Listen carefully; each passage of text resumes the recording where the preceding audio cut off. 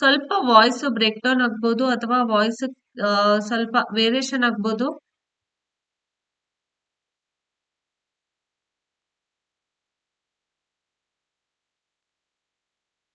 So ಇವತ್ತಿನ ವಿಡಿಯೋದಲ್ಲಿ ನಾವು ಕ್ರಿಟಿಸಿಸಂ ಡಿಸ್ಕಸ್ ಮಾಡೋಣ. ಕ್ರಿಟಿಸಿಸಮ್ ನ ನಾವು ಡಿಸ್ಕಸ್ ಮಾಡಿಲ್ಲ, ಸೊ ಅದನ್ನ ನಾವು ಡಿಸ್ಕಸ್ ಮಾಡೋಣ ಇವತ್ತಿನ ವಿಡಿಯೋದಲ್ಲಿ.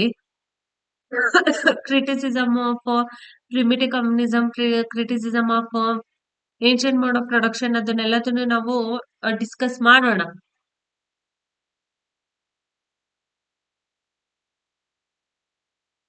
ನೋಡಿ, ಕಾರ್ಲ್ ಮಾರ್ಕ್ಸ್ ಅವರ ಥಿಯರಿಗೆ ಎಷ್ಟು ಜನ ಲೈಕ್ ಸಪೋರ್ಟ್ ಮಾಡಿದಾರೋ ಅದಕ್ಕಿಂತ ಹೆಚ್ಚು ಜನ ಕ್ರಿಟಿಕ್ ಜಾಸ್ತಿ ಜನ ಇದ್ದಾರೆ ಕಾರ್ಲ್ ಮಾರ್ಕ್ಸ್ ಅವರ ಥಿಯರಿ ಮೇಲೆ. ಯಾಕೆಂದ್ರೆ ಕೆಲವೊಂದಿಷ್ಟು ಕಾರ್ಲ್ ಮಾರ್ಕ್ಸ್ ಅವರ ಅಸಂಪ್ಷನ್ ಏನಿದೆ that is not perfect.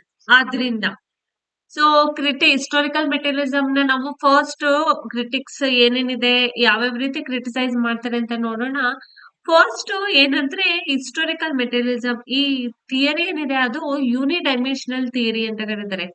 ಯೂನಿಡೈಮೆನ್ಷನಲ್ theory ಯಾಕೆ ಅಂದ್ರೆ ಕಾರ್ಲ್ ಮಾರ್ಕ್ಸ್ ಅವ್ರು ಏನ್ ಹೇಳ್ತಾರೆ ಅಂದ್ರೆ change in material change the history ಅಂತ.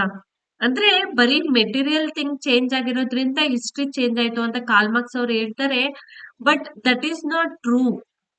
ಬರೀ ಚೇಂಜ್ ಇನ್ ಮೆಟೀರಿಯಲ್ ಅಥವಾ ಬರೀ change in economic perspective change ಆಗಿರೋದ್ರಿಂದ ಮಾತ್ರ ಹಿಸ್ಟ್ರಿ ಚೇಂಜ್ ಆಗಿಲ್ಲ, ಬೇರೆ ಅದರ್ ಫ್ಯಾಕ್ಟರ್ಸ್ ಕೂಡ ಇನ್ವಾಲ್ವ್ ಆಗಿದೆ. ಆದ್ರಿಂದ ಹಿಸ್ಟ್ರಿ ಚೇಂಜ್ ಆಗಿದೆ ಅಂತ ಹಲವಾರು ಜನ ಹೇಳ್ತಾರೆ. So changes in the history because of not a single factor, because of multiple factors ಅಂತ. ಓಕೆ, ರಿಯಾಲಿಟಿ ನೋಡೋದಾದ್ರೆ ಮೆಟೀರಿಯಲ್ ಚೇಂಜ್ ಆಗಿರೋದ್ರಿಂದ ಹಿಸ್ಟ್ರಿ ಚೇಂಜ್ ಆಗಿದೆ, ಐಡಿಯಾಸ್ ಚೇಂಜ್ ಆಗಿರೋದ್ರಿಂದ ಹಿಸ್ಟ್ರಿ ಚೇಂಜ್ ಆಗಿದೆ.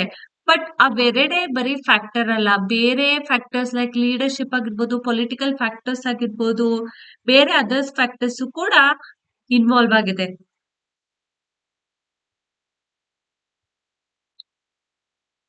ಸೊ ಏನಾದ್ರೂ ಕ್ರಿಟಿಕ್ಸ್ ಆಫ್ ಕಾರ್ಲ್ ಮಾರ್ಕ್ಸ್ ಅವ್ರದ್ದು ಏನಾದ್ರು ಕೇಳಿದ್ರೆ you can write start with these marks in his theory of historical materialism although made a scientific study of history for the first time based on the relevant fact, but his theory has an important weakness that he believed that history of all heteroclass is the history of class struggle, where in reality the history not only changes just because of the material condition, the history can also change because of the varieties of other factors and agents. ಅಂದ್ರೆ Karl Marx ಅವ್ರು ಏನ್ ಹೇಳ್ತಾರೆ ಅಂದ್ರೆ history ಯಾಕೆ change ಆಗುತ್ತೆ ಅಂದ್ರೆ because of change in ideas, because of change in materialism.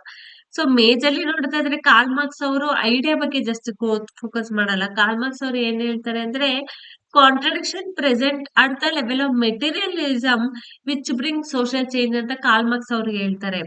So critics ಏನ್ ಹೇಳ್ತಾರೆ ಅಂದ್ರೆ ನಾಟ್ ಓನ್ಲಿ ದಟ್ ಫ್ಯಾಕ್ಟರ್ಸ್, ಬರೀ ಅದೊಂದು ಫ್ಯಾಕ್ಟರ್ಸ್ ಇಂದ ಮಾತ್ರ ಇಷ್ಟಲ್ಲಿ ಚೇಂಜ್ ಆಗಲ್ಲ, ಮಲ್ಟಿಪಲ್ ಫ್ಯಾಕ್ಟರ್ಸ್ ಇನ್ವಾಲ್ವ್ ಆಗಿರುತ್ತೆ. ಸೊ ಅದರಿಂದ ಹಿಸ್ಟ್ರಿ ಚೇಂಜ್ ಆಗುತ್ತೆ ಅಂತ ಹೇಳ್ತಾರೆ. ಸೊ ಒಂದೊಂದಾಗಿ ನಾವು ಡಿಸ್ಕಸ್ ಮಾಡೋಣ ಏನೇನು ಅಂತ ನೋಡೋದಾದ್ರೆ. ಸೊ ಫಾರ್ ಎಕ್ಸಾಂಪಲ್ ಇವಾಗ ಕಾರ್ಲ್ ಮಾರ್ಕ್ಸ್ ಅವ್ರು ಏನ್ ಹೇಳಿದ್ರು ಅಂದ್ರೆ change in material as brought the change in history ಅಂತ. ಬಟ್ ನಾವು ಈ ಫ್ರೆಂಚ್ ರೆವಲ್ಯೂಷನ್ ಆಗಿರ್ಬೋದು, ಇಂಡಸ್ಟ್ರಿಯಲ್ ರೆವಲ್ಯೂಷನ್ ಎಲ್ಲ ನೋಡೋದಾದ್ರೆ change in ideas. Karl Marx ಅವರು ಐಡಿಯಾಸ್ಗೆ ಇಂಪಾರ್ಟೆಂಟ್ ಕೊಡ್ಲಿಲ್ಲ. ಕಾರ್ಲ್ ಮಾರ್ಕ್ಸ್ ಅವರ ಗುರು, ಓಕೆ, ಸೊ ಅವರು ಕಾರ್ಲ್ ಮಾರ್ಕ್ಸ್ ಅವರ ಗುರು ಹೆಗಲ್ ಅವರು ಇಂಪಾರ್ಟೆನ್ಸ್ ಕೊಟ್ಟಿದ್ರು ಐಡಿಯಾಗೆ, ಐಡಿಯಲಿಸಮ್ ಅನ್ನೋ ಕಾನ್ಸೆಪ್ಟ್ ಗೆ ಅವರು ಇಂಪಾರ್ಟೆನ್ಸ್ ಕೊಟ್ಟಿದ್ರು. ಬಟ್ ಹೆಗಲ್ ಅವ್ರು ಏನಂದ್ರೆ ಅವರು ಕೂಡ ಬರೀ ಐಡಿಯಾಸ್ ಗೆ ಮಾತ್ರ ಇಂಪಾರ್ಟೆನ್ಸ್ ಕೊಟ್ಟಿದ್ರು. ಕಾರ್ಲ್ ಮಾರ್ಕ್ಸ್ ಅವರು ಬರೀ ಮೆಟೀರಿಯಲ್ ಗೆ ಇಂಪಾರ್ಟೆನ್ಸ್ ಕೊಟ್ರು.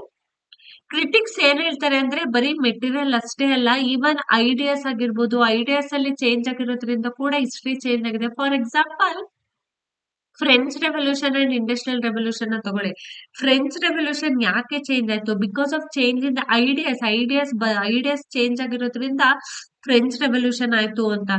ಏನ್ ಬದಲಾವಣೆ ಆಯ್ತು, ಐಡಿಯಾಸ್ ಯಾವ ರೀತಿ ಬದಲಾವಣೆ ಆಯ್ತು ಅಂತ ನೋಡೋದಾದ್ರೆ ಫ್ರೆಂಚ್ ರೆವಲ್ಯೂಷನ್ ಅಲ್ಲಿ ಲಿಬರ್ಟಿ, ಈಕ್ವಾಲಿಟಿ, ಫ್ರೆಟರ್ನಿಟಿ ಈ ಥಾಟ್ ಎಲ್ಲ ಡೆವಲಪ್ ಆಯ್ತು. ಪ್ರತಿಯೊಬ್ಬ ಇಂಡಿವಿಜುವಲ್ಗೂ ಕೂಡ ಆ ಫ್ರೀಡಮ್ ಇರ್ಬೇಕು, ಅವರಿಗೂ ಕೂಡ ಲಿಬರ್ಟಿ ಇರ್ಬೇಕು, ಇದು ಎಲ್ಲ ಥಾಟ್ ಎಮರ್ಜ್ ಆದ್ಮೇಲೆ ಫ್ರೆಂಚ್ ರೆವಲ್ಯೂಷನ್ ಆಯ್ತು.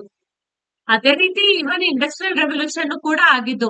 ಸೊ ಅದಕ್ಕೋಸ್ಕರ ಏನ್ ಹೇಳ್ತಾರೆ ಅಂದ್ರೆ many people will tell that not only material is important, even the ideas are important, even many times ideas brought changes in the history ಅಂತ. Okay, as well as next ಇನ್ನೊಂದು critics ನೋಡೋದಾದ್ರೆ Karl Marx ಅವರ ಥಿಯರಿಗೆ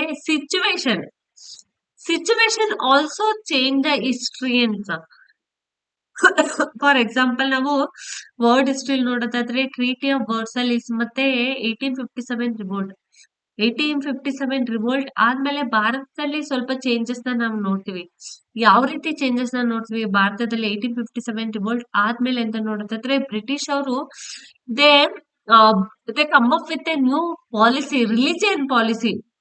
ಯಾವ policy ಅಂದ್ರೆ British ಅವರು ಇನ್ನ ಮುಂದೆ ನಾವು ಯಾವ್ದೇ ಕಾರಣಕ್ಕೂ ರಿಲಿಜಿಯನ್ ಮೇಲೆ ಇನ್ವಾಲ್ವ್ಮೆಂಟ್ ಆಗ್ಬಾರ್ದು. ಭಾರತದವರ ಜೊತೆ ರಿಲಿಜಿಯನ್ಗೆ ಅಫೆಕ್ಟ್ ಆಗೋ ರೀತಿ ಯಾವ ತರನು ನೆಡ್ಕೋಬಾರ್ದು. ಇದು ಒಂದು ಪಾಲಿಸಿನ ಬ್ರಿಟಿಷ್ ಅವರು ಅಡಾಪ್ಟ್ ಮಾಡ್ಕೊಂಡು 1857 ರಿವೋಲ್ಟ್ ಆದ್ಮೇಲೆ. ಸೊ ಇಂಡಿಯನ್ಸ್ ಅಂದ್ರೆ ಆರ್ಮಿಲಿ ಸೋಲ್ಜರ್ಸ್ ಏನಿದ್ರು ಬ್ರಿಟಿಷ್ ಅವರು, ಅವರ ಜನಸಂಖ್ಯೆ ಕಡಿಮೆ ಇತ್ತು.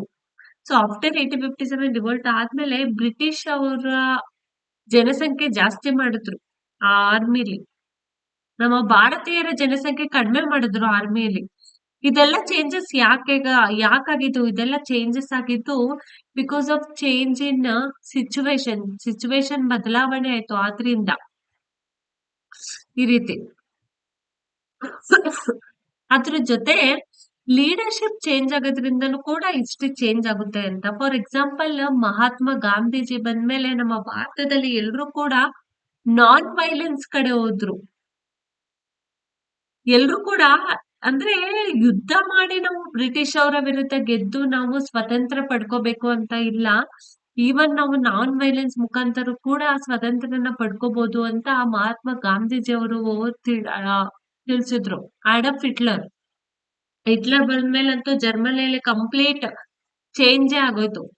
ಸೊ ಇದೆಲ್ಲ ಸರ್ಟೈನ್ ಕ್ರಿಟಿಸಿಸಮ್ ಅಲ್ಲಿ ಹೇಳೋದಾದ್ರೆ, ಓವರಾಲ್ ಕ್ರಿಟಿಕ್ಸ್ ಅಲ್ಲಿ ಹೇಳೋದಾದ್ರೆ, not only that change in the history, not only the change in the material which bring social change, apart from material there are many factors which also bring change in the history ಅಂತ ನೋಡೋದಾದ್ರೆ, that is number one very important change in the ideas. So change in ideas which bring change in history, ಅದಾದ್ಮೇಲೆ change in situation change ಆದಾಗ್ಲೂ ಕೂಡ history change ಆಗುತ್ತೆ. Even leadership change ಆದ್ರೂ ಕೂಡ history change ಆಗುತ್ತೆ. So these are some of the example. Okay, you can write in the UPSC mains. ಇದಲ್ದಲೆ ನಾವು in detail ಆಗಿ ಇವಾಗ ಕ್ರಿಟಿಕ್ಸ್ ಆಫ್ ಪ್ರಿಮಿಟಿವ್ ಕಮ್ಯುನಿಸಂ ಕೇಳಿದ್ರೆ, critics of ancient mode of production ಕೇಳಿದ್ರೆ, ಈ ರೀತಿ ಪ್ರತಿಯೊಂದು ಕೇಳಿದ್ರು ಕೂಡ ನಾವು ಪ್ರತಿಯೊಂದನ್ನು ಡಿಸ್ಕಸ್ ಮಾಡೋಣ. ಓಕೆ, ನೀವು ವರಿ ಮಾಡ್ಕೋಬೇಡಿ. ಪರ್ಟಿಕ್ಯುಲರ್ ಆಗಿ ಏನಾದ್ರು ಸ್ಪೆಸಿಫಿಕ್ ಟಾಪಿಕ್ ನ ಕೇಳಿದ್ರೆ ಯಾವ ರೀತಿ ಕ್ರಿಟಿಕ್ಸ್ ನ ಬರಿಬೇಕು ಅನ್ನೋದನ್ನು ಕೂಡ ನಾನು ಹೇಳ್ತೀನಿ. This are all about general perspective ಆಗಿ ನಾನು ಹೇಳ್ತಾ ಇರೋದು. In this theory of historical materialism, Marx opined that every society would pass through a given stages. Every society start from the condition of natural equality and over a period of time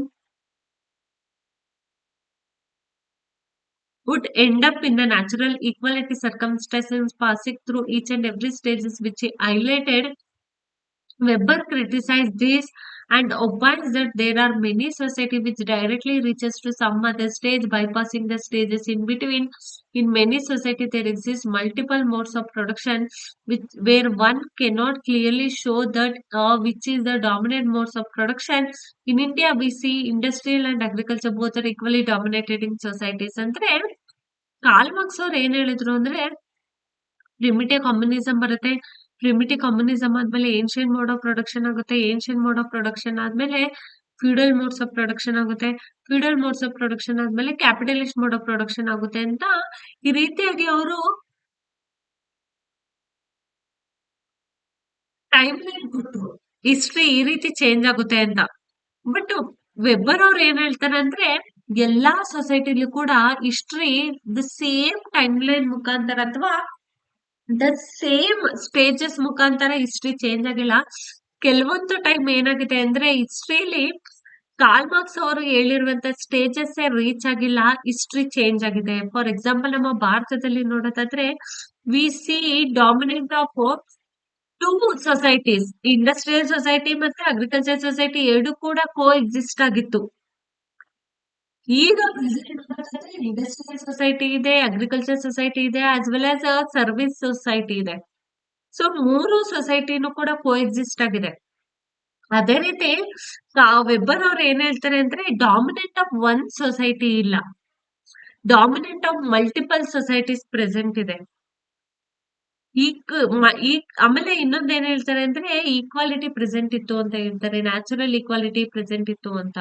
but many anthropologist ಏನ್ ಹೇಳ್ತಾರೆ ಅಂದ್ರೆ equality ಇರ್ಲಿಲ್ಲ, perfect equality ಇರ್ಲಿಲ್ಲ, inequality ಕೂಡ existence ಇತ್ತು ಅಂತ ಕೆಲವೊಬ್ರು anthropologist ಕೂಡ ಸಜೆಸ್ಟ್ ಮಾಡ್ತಾರೆ.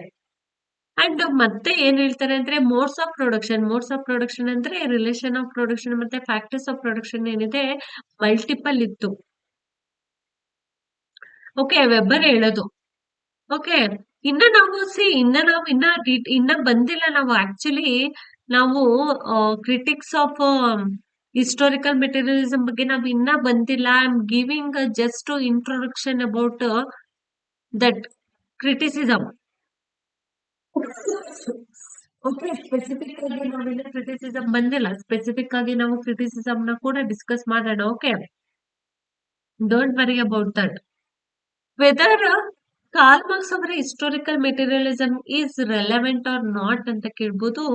The theory of historical materialism may not be completely relevant in present time as the historical materialism says that change in material forces only bring change in the history, but in reality the history have changed without bringing any decisive change in the materialistic condition, as there is not just one factor of changing the history, there are multiple factors which help us in bringing change in historical evolution or epoch of a given society. ಅಂದ್ರೆ ಇವಾಗ ಏನಾದ್ರೂ ನಿಮಗೆ relevance of historical ಮೆಟೀರಿಯಲಿಸಂ ಏನಾದ್ರೂ ಕೇಳಿದ್ರೆ present time ಅಲ್ಲಿ ಏನ್ ಬರಿಬೇಕು ಅಂತ ಹೇಳಿದ್ರೆ ವೆದರ್ ಕಾರ್ಲ್ ಮಾರ್ಕ್ಸ್ ಅವರ ಥಿಯರಿ ಏನಿದೆ ಅದು ಪ್ರೆಸೆಂಟ್ ಟೈಮ್ ಗಲ್ಲೂ ಕೂಡ ಅಪ್ಲೈ ಆಗುತ್ತಾ ಅಂತ. ಸೊ ಅದಕ್ಕೂ ಆ ಕ್ವಶನ್ಗೆ ನೀವ್ ಏನಂತ ಉತ್ತರ ಕೊಡ್ಬೇಕು ಅಂದ್ರೆ ಕಾರ್ಲ್ ಮಾರ್ಕ್ಸ್ ಅವರ theory present time May R May not B relevant, completely relevant ಇಲ್ಲ ಅಂತ ಹೇಳ್ಬೇಕು. ಯಾಕೆ ಅಂದ್ರೆ ಹಿಸ್ಟೋರಿಕಲ್ ಮೆಟೀರಿಯಲಿಸಂ ಅಲ್ಲಿ ಕಾರ್ಲ್ ಮಾರ್ಕ್ಸ್ ಅವ್ರು ಏನ್ ಹೇಳ್ತಾರೆ ಅಂದ್ರೆ change in history take place because of change in the material ಅಂತ ಹೇಳ್ತಾರೆ. ಬಟ್ ಆನ್ ರಿಯಾಲಿಟಿ ನೋಡೋದಾದ್ರೆ ಹಿಸ್ಟ್ರಿ ಚೇಂಜ್ ಆಗಿರೋದು not because of change in material condition or not because of change in only one factor. History change ಆಗಿರೋದು because of multiple factors present. Multiple factor change ಆಗಿರೋದ್ರಿಂದ like polity change ಆಗಿರೋದಾಗಿರ್ಬೋದು, leadership change ಆಗಿರೋದಾಗಿರ್ಬೋದು, environment change ಆಗಿರೋದಾಗಿರ್ಬೋದು. So ಈ ರೀತಿ multiple factor change ಆಗಿರೋದ್ರಿಂದ history change ಆಗಿದೆ. So ಈ ರೀತಿ ನೀವು ಬರೀಬೇಕಾಗುತ್ತೆ. Whether Karl Marx theory of historical materialism is completely relevant or not ಅಂತ ಏನಾದ್ರೂ ಕ್ವಶನ್ ಅಲ್ಲಿ ಕೇಳಿದ್ರೆ you should write like this.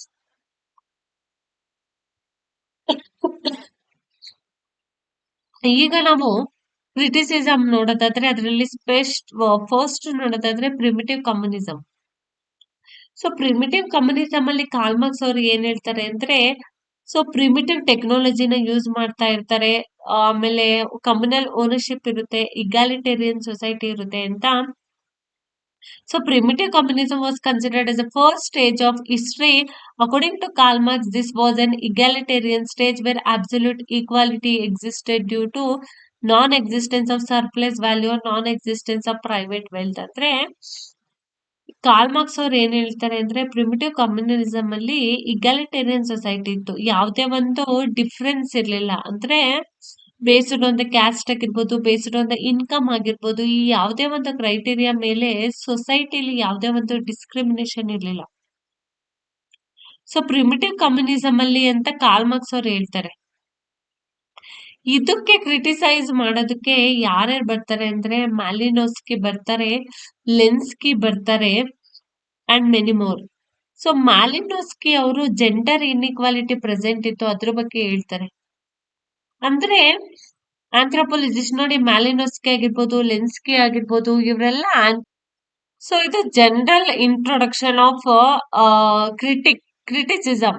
Okay, specific ಆಗಿ ನಾವು ಪ್ರಿಮಿಟಿವ್ ಕಮ್ಯುನಿಸಮ್ ಅಲ್ಲಿ ಯಾವ ರೀತಿ ಕ್ರಿಟಿಕ್ಸ್ ಬರ್ತಾರೆ and ancient mode of production ಅಲ್ಲಿ ಯಾವ ರೀತಿ ಕ್ರಿಟಿಕ್ಸ್ ಬರ್ತಾರೆ, ಆಮೇಲೆ ಫ್ಯೂಡಲ್ ಮೋಡ್ಸ್ ಆಫ್ ಪ್ರೊಡಕ್ಷನ್ ಅಲ್ಲಿ ಯಾವ ರೀತಿ ಕ್ರಿಟಿಕ್ಸ್ ಬರ್ತಾರೆ, ಇದನ್ನೆಲ್ಲ ನಾವು